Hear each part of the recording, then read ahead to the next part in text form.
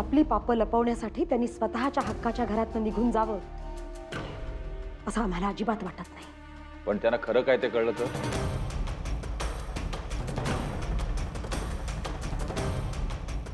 तशीच वेळ आली ना रणवीर राजे, तर खोटेपणाचा हा मुखवटा चेहऱ्यावर पांघरून जगण्यापेक्षा आम्ही देवयानीला सत्य काय ते सगळं सांगून टाकू. प्रियदर्शनी, आपण जे काही करतो ते व्यवस्थित पार पडेल असा तुम्ही आम्हाला शब्द दिला होता. आता काहीही झालं तर ही गोष्ट फक्त आपल्यातच राहिली पाहिजे. राहता राहिला प्रश्न देवयानी आणि विक्रमादित्यांचा.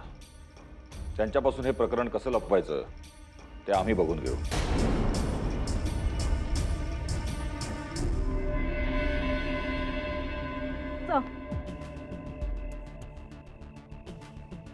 काही काम होतं का? सर, मी असं ऐकलं की तुमचा ऍक्सिडेंट झाला म्हणून तुम्हाला भेटायला आले, तब्येत विचारायला आले. ऍक्सिडेंट वगैरे काही नाही, साधा पाय मुरगळलाय. ते डॉक्टरने कंपल्सरी आराम करायला सांगितलंय म्हणून घरी थांबलोय. तुझं काही काम होतं का? काम म्हणजे सर मी जे बोलणार आहे प्लीज तुम्ही गैरसमज करून घेऊ नका, किंवा मी कंप्लेंट करते असंही नका समजू सर, प्लीज. कोणाबद्दल बोलतेस? इन्स्पेक्टर सिद्धांत मराठेंबद्दल सर. सर, त्यांचं असं म्हणणं आहे की स्त्रियांनी पोलीस फोर्स जॉईन करू नये. मी केवळ एक स्त्री आहे म्हणून ते मला फील्ड वर्क सांगत नाही आहेत सर. सर, क्लेरिकल जॉब सांगतात आणि मी ही कामं करण्यासाठी पोलीस फोर्स जॉईन केलेलं नाही आहे सर. सर, माझी तुम्हाला एक रिक्वेस्ट आहे. एकतर तुम्ही माझी ट्रान्सफर दुसऱ्या पोलीस स्टेशनमध्ये तरी करावी, किंवा मग मला एक चांगली जबाबदारी तरी सोपवावी सर. ते शक्य नाही, पण तुझ्या उत्साहाला दाद देतो मी. कसं आहे साक्षी, आपल्या सिनियरबद्दल कंप्लेंट केलेली मला आवडत नाही. सिनियर जे काम सांगेल ते काम चोख करणं हे तुमचं काम आहे, कारण तो ड्युटीचा भाग असतो. Yes sir. दुसरी महत्त्वाची गोष्ट, पोलीस फोर्समध्ये नव्याने जॉईन झालेला स्टाफने असा ॲटिट्यूड दाखवणं मला मान्य नाही. तू जाऊ शकतेस.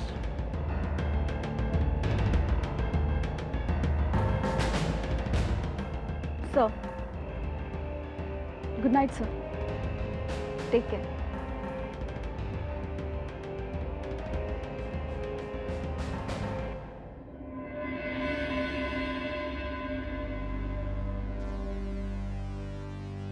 देवयानी, देवयानी,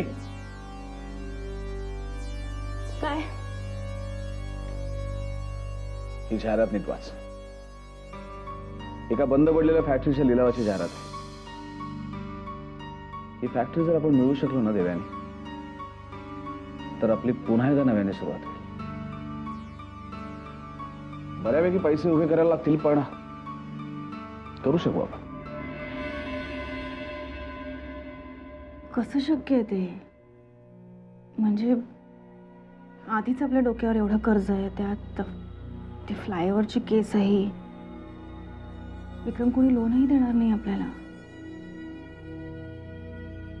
एक मार्ग आहे देवयानी. कोणता?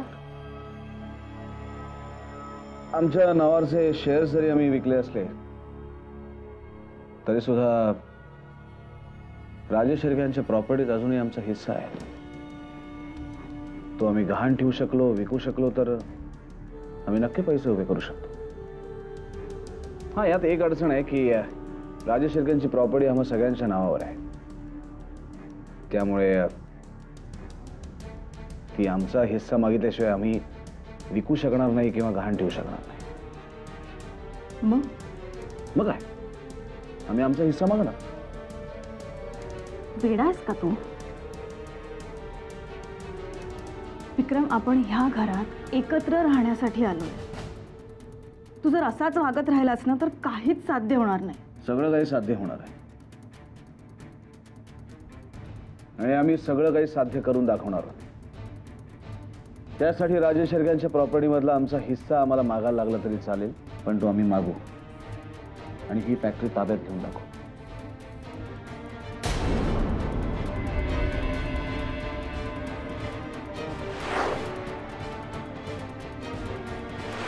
आमच्या नावाचे शेअर जरी आम्ही विकले असले तरी सुद्धा राजेश शिर्के यांच्या प्रॉपर्टीत अजूनही आमचा हिस्सा आहे. तो आम्ही गहाण ठेवू शकलो, विकू शकलो तर आम्ही नक्की पैसे उभे करू शकतो.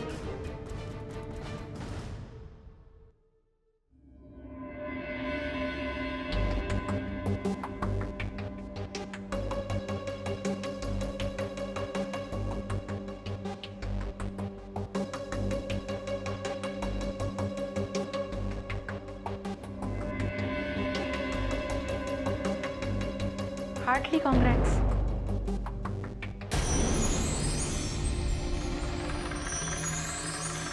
निर्णय बदलला? बदलायला भाग पाडलं का मी तुम्हाला? आवडलं मला. माझ्या मुलाचा स्वीकार करायला तुम्ही तयार झालात. Very good. आय नो स्वखुशीने किंवा आनंदाने तुम्ही हा निर्णय नाही घेतलाय, पण काय माहितीये का प्रियदर्शिनी, कधी कधी दुसऱ्यांच्या आनंदामध्ये स्वतःचा आनंद मानायचा असतो. बघा ना,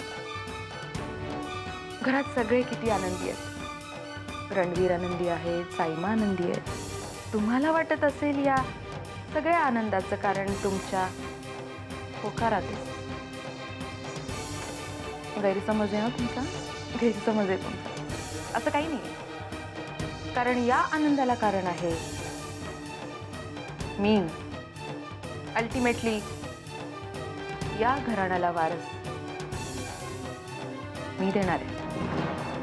आय नो या जगाच्या दृष्टीने ते मूल रणवीर राजे आणि प्रियदर्शिनींचं असेल, पण मी त्याची आई आहे हे मी तुम्हाला कधीच विसरू देणार नाही. प्रियदर्शिनी, तुम्हाला असं नाही वाटत का की रणवीर राजे आणि सायमनपेक्षा तुम्ही माझे जास्त उपकार मानले पाहिजे? हो, बघा ना, आता तुमच्या लग्नाला इतकी वर्ष झाली पण तुम्ही एक मूल देऊ शकला नाहीत त्यांना. काय हरकत नाही, कारण आता यापुढे चार चौघांच्या नजरेत असणारा तुमच्यातला तो दोष आता दोष राहणार नाही. समाजामध्ये तुम्ही रणवीर राजेच्या मुलाची आई म्हणून उजळ माथ्याने फिरू शकाल, मिरवू शकाल आणि तुमच्यावर असलेला वांसपणाचा कलंक उचलला जाईल माझ्यामुळे. मग तुम्हाला असं नाही वाटत का की तुम्ही माझे आभार मानायला पाहिजे? हो बोललीस. आम्ही बोलू दिलं म्हणून गरजेपेक्षा जास्त बोललीस तू.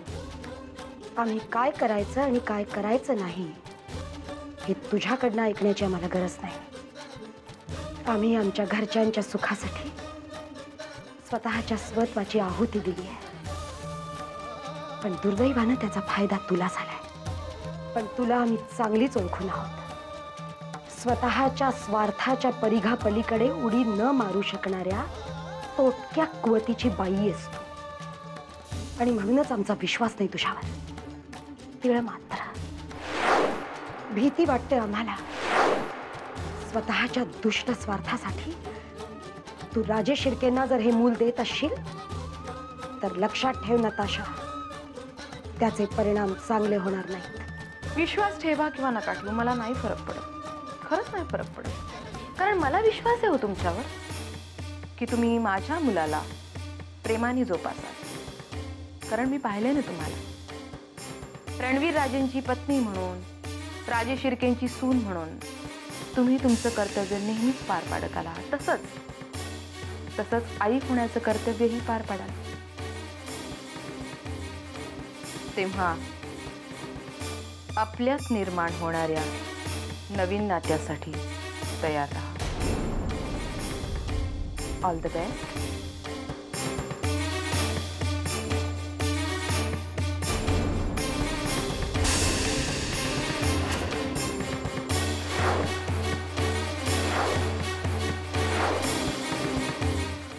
हो, आम्ही पोहोचतोच आहोत. होय होय, ओके. साईमा, तुम्हालाच भेटायचं होतं. तुम्ही कुठे बाहेर निघाले का? हो साईमा, आम्ही एका फॅक्टरीच्या लिलावात भाग घेत आहोत. तुमचा आशीर्वाद हवा होता.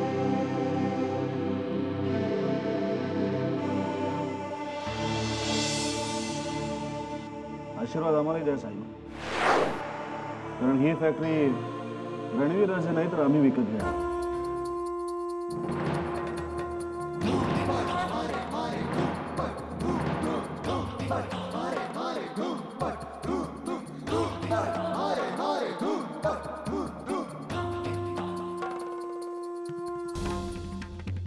साईमा यांना सांगा, फॅक्टरी विकत घेण्यासाठी आशीर्वादापेक्षा पैशांची जास्ती गरज असते. डिपॉझिट देण्या एवढे तरी पैसे आहेत का विचारा त्यांना. आमच्या डिपॉझिटची काळजी रणवीर राजांनी करण्याची काहीच गरज नाही, हेही त्यांना समजावून सांगा. याआधी फ्लायरच्या नुकसान भरपाईसाठी आमच्याकडे रक्कम नव्हती, त्याचा फायदा तुम्ही उठवलात, पण यावेळेस तसं होणार नाही. यावेळेस या फॅक्टरीसाठी आम्ही डिपॉझिटही भरू आणि ते विकतही घेऊ. साईमा, आम्ही लिलावात भाग घेतोय कळल्यावर बऱ्याच लोकांनी माघार घेतली असेल आणि हे जिंकण्याची भाषा करतात. लिलावातच ठरेल रणवीर राजे कोण जिंकतंय आणि कोण हरतंय ते. साईमा, त्या लढाईची सुरुवात तुमच्या आशीर्वादानेच होणार आहे. आता तुम्हीच ठरवा कुणाला आशीर्वाद द्यायचा ते.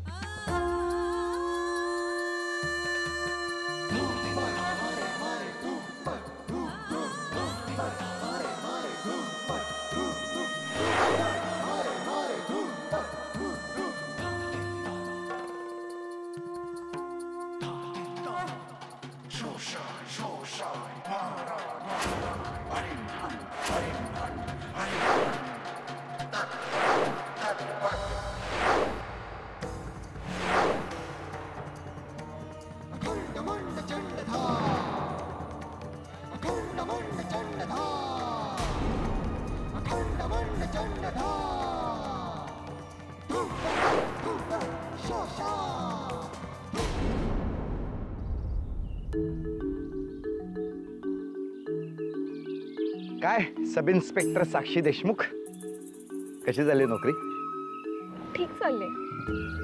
का ग असं का बोलतेस? काका, हे जग पुरुषांचं आहे ना. मी तुझ्याबद्दल नाही बोलत आहे. थँक्यू. पण असं काही पुरुष म्हणतात. का ग, तुला असं कोणी काही बोललं का? हो काका, माझा सिनियर ना नेहमी असंच बोलत असतो. कोण समजतो स्वतःला कोणास ठाऊक. साधी दखल सुद्धा घेत नाही तो माझी. कुठली कामं सांगतो माहितीये मला? डेटा फीड कर, त्यानंतर ती फाईल्स अपडेट कर. असे क्लेरिकल कामं करायला मी पोलीस फोर्स जॉईन केलाय का? शेवटी ना वैतागून मी त्याची वरतीच कंप्लेंट केली. साक्षी, तू नोकरी जॉईन केल्या सिनियरची कंप्लेंट केलीस वरती. धन्य आहेस तू. मग काय करणार?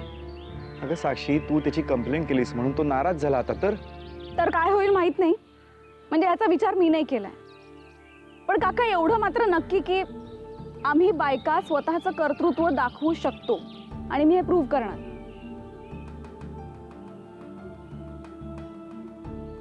कर्तृत्व सिद्ध करायच्या हव्यासापोटी तर चुकीचा मार्ग निवडू नकोस म्हणजे झालं.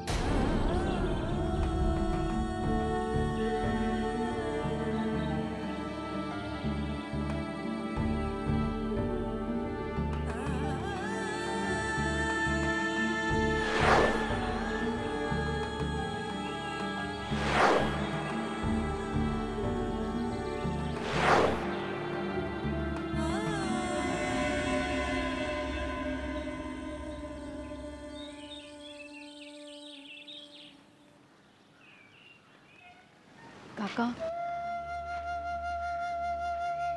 श्रावणीशी काही बोलणं झालं तुझं? जाऊ दे ना साक्षी, मीचा विषय काढायला नको होता. या विषयात ना आपण शक्यतो काही बोलणं टाळलेलंच बरं.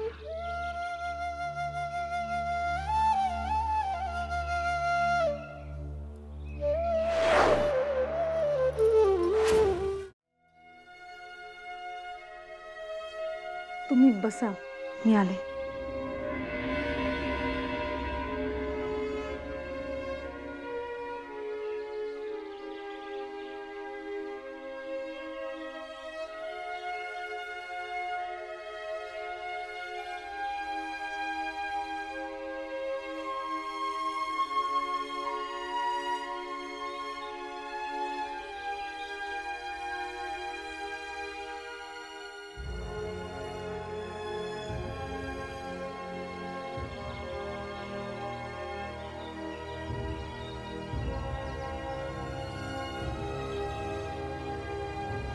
काय झालंय?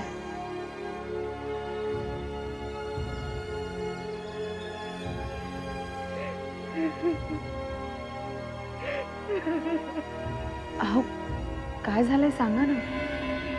तुम्ही सांगितल्याशिवाय.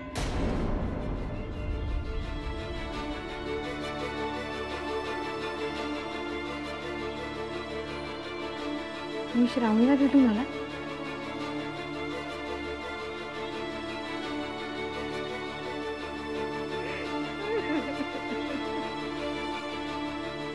घरी परत यायला नकार दिला हो ना?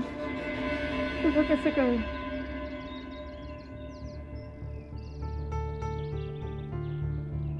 कारण आता जे तुमच्या बाबतीत घडतं ना तेच काही वर्षांपूर्वी माझ्या आईच्या बाबतीतही घडलं होतं.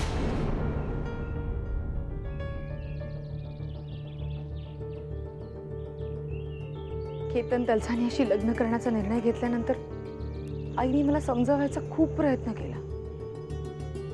एक अयशस्वी प्रयत्न, तुमच्यासारखाच. केटीशी लग्न करण्याचा निर्णय तू प्रेमात पडले मी केटीची दुसरी बायको आणि श्वेता माझी सावत्र मुलगी.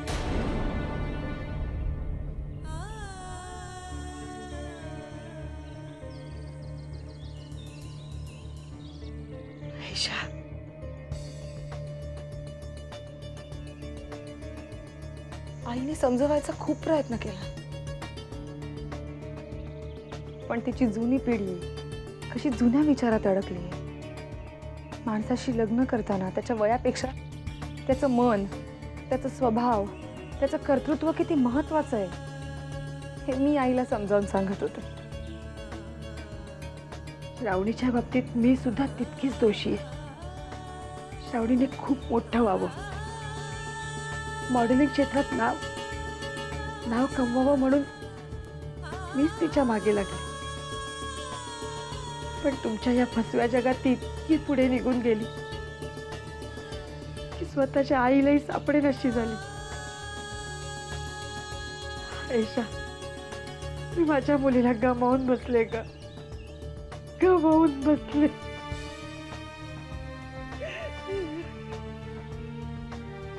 माझ्या आईचे अश्रू मी नाही पुसू शकले पण तुझे नक्कीच पुसू शकते.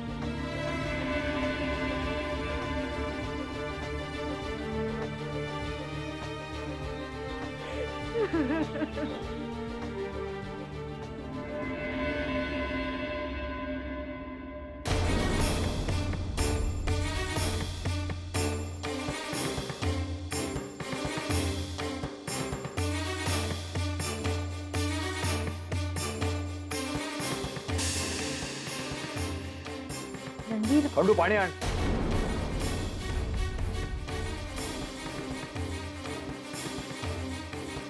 रणवीर, एवढं संतापायला काय झालं? विक्रमने 16 कोटीची बोली लावून ती फॅक्टरी खरेदी केली. काय? आमच्या नाकावर टिचून, केवळ 4 चौघात आम्हाला अपमानित करावं म्हणून. त्यांनी मीडियाला स्टेटमेंट पण दिलं. आम्ही त्यांना आणि देवयानीला मोठ्या मनाने घरी परत घेतलं म्हणून. त्यांची हिंमत कशी झाली मीडियाला असं स्टेटमेंट द्यायची? रणवीर राजे, राग आवरा. चिडून संतापून काहीही होणार नाहीये. आदित्य राजे खूप हुशार आहेत. त्यांनी मीडियाला मुद्दामहून स्टेटमेंट दिलंय कारण त्यांना माहिती आहे तुम्ही त्यांच्या विरोधात काहीही बोलू शकणार नाही. मग काय आम्ही हातावर हात ठेवून स्वस्थ बसायचं? आम्ही तसं कुठे म्हटलंय? हे बघा रणवीर, आदित्य राजे तुमचेच भाऊ आहेत. हुशारीच्या बाबतीत ते कुठेही कमी पडणार नाही. आता आपल्याला त्यांच्या वरताण हालचाल करायला हवी आणि त्यासाठी तुम्ही तुमचं डोकं थंड ठेवायला हवं. माणूस जितका चिडतो ना तितक्याच त्याच्या हातून चुका जास्त होतात. साईमा, आम्ही पण हेच रणवीरना समजावत होतो. नताशा, रणवीर सूज्ञ आहेत. कुठल्या वेळेला काय करायचं हे त्यांना चांगलं समजतं. ताईमा, विक्रमादित्य 16 कोटींची बोली लावून लिलाव जिंकले, पण हे 16 कोटी ते कुठून आणणार आहेत हे पाहायचं आम्हाला. रणवीर, आम्ही आदित्य राजेंना चांगलं ओळखतो. ज्या अर्थी त्यांनी एवढी मोठी बोली लावली आहे त्या अर्थी ते पैसे कसे उभे करायचे हे त्यांनी आधीच ठरवलेलं असेल. ज्या अर्थी त्यांनी एवढी मोठी बोली लावली त्या अर्थी ते पैसे कसे उभे करायचे हे त्यांनी आधीच ठरवलेलं असेल.